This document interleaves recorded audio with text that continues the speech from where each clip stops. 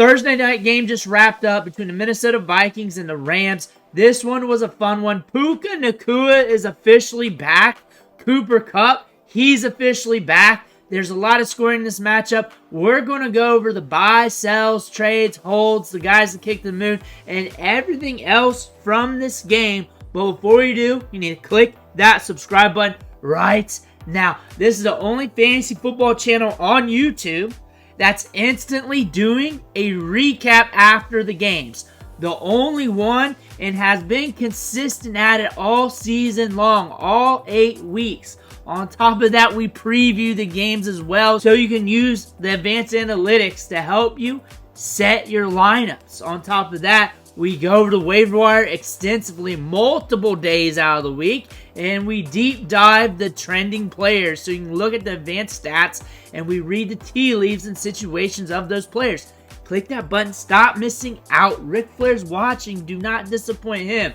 But looking at the box score today, and this is a fun one. And the story here, of course, it's Puka Nacua and Cooper Kupp. Puka Nacua, 7 catches, 106 yards, and he was racking it up early. He was getting the targets early. I want to see the air yards on this one too. I can't wait for the advanced analytics to roll out tomorrow.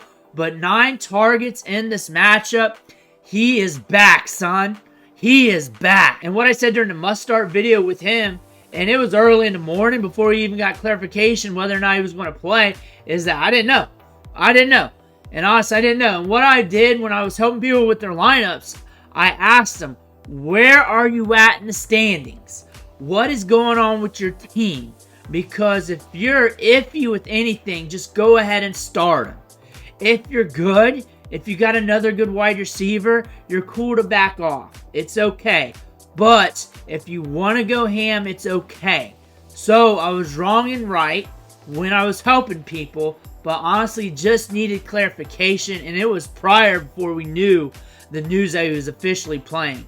17 PPR fantasy points. I'm excited he's back. I'm excited for the Rams offense. Cooper Kupp's back as well. A touchdown, 5 balls caught, 51 yards.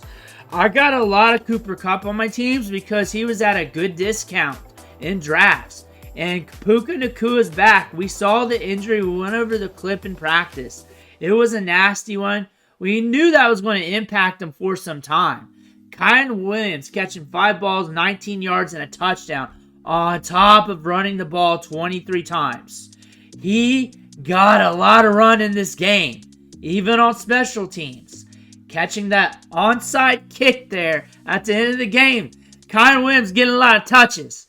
He's getting a lot of snaps, and that's still rolling. We are monitoring that. And that's going to impact his career, maybe even this season, maybe next season, year after. But that's a lot of work. He's little Ezekiel Elliott right now with how much work he's getting. Little Zeke, 97 yards. He's getting it done in fantasy, which he always is. He's either going to be a top 10 RB2 or just a top tier back in general, week in and week out. He's going to be productive as long as he's getting this workload. He's going to volume into fantasy production every single week until the twig snaps. And that could be next year to year after. Demarcus Robinson, 2 touchdowns in this matchup. He is very dependable downfield. Strong hands, and a guy that you're looking for. And the ball was flying in this game because you look at Matthew Stafford, 34 pass attempts, 279 yards, 4 touchdowns, 1 interception. What I said about these quarterbacks, and it's sad I had to say it because I said both quarterbacks would throw for over 200 yards and get you at least 2 touchdowns in this game. It's sad I have to say that. Last week, we only had 3 quarterbacks surpass 300 yards passing. A lot of quarterbacks not even hit 200 yards. And that's not the first week it was like that. We had like 2 other weeks it was like that. It's good to see 2 quarterbacks be able to air it out and really push it downfield. 25 pass attempts for Sam Darnold, 34 for Matthew Stafford. Aaron Jones got a little bit of run. The defense kind of shut him down a little bit in the run game, 58 yards rushing. On top of that, 2 balls caught, 37 yards. So 5 points receiving, 5.7 technically. So he got you over 10. That's okay. It's not going to kill you. Justin Jefferson did Justin Jefferson things. He's so good. 8 catches, 115 yards, all over the field. 9 targets. After that, not really much. Josh Oliver got that touchdown early in the game. That's 6 fantasy points, 30 yards on everything. There's 9, 10, 11. 11 spot makes him a tight end 1 for the week. And what I said about the Vikings tight ends, you're normally not going to start them. It's a good matchup for them. You're normally not going to start them. It's up to you if you want to in DFS, but you're normally not going to start them, and you're hoping that they get the touchdown. Oliver got the touchdown. I do have one of his autographed cards from when he was a rookie. I was really into him due to his size-adjusted athleticism. Jordan Addison missed. Jalen Naylor missed. And we were iffy about the wide receivers. We said it was a good matchup for them. One could hit, one could not. But we also said they were a gamble wide receivers because Justin Jefferson, like this, could siphon all the workload. And they were not getting it done in the scoring. We only had 20 points scored from the Minnesota Vikings. What I can definitely tell you, the story here was Puka Nacua and Cooper Kupp getting it done. The Rams offense is more explosive. Kyren Williams getting a lot of work.